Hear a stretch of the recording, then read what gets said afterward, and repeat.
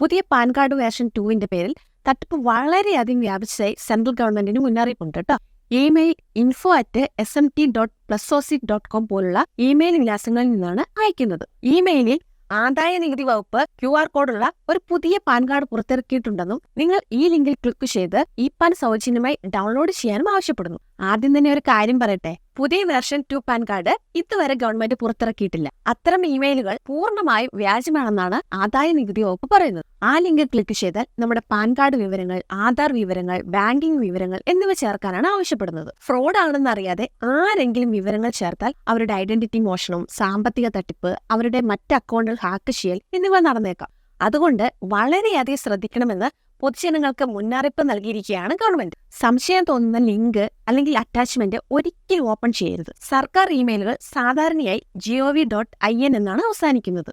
സംശയം തോന്നുന്ന ഇമെയിലുകൾ താഴെ കാണുന്ന ഇമെയിലിലേക്ക് റിപ്പോർട്ട് ചെയ്യാവുന്നതാണ്.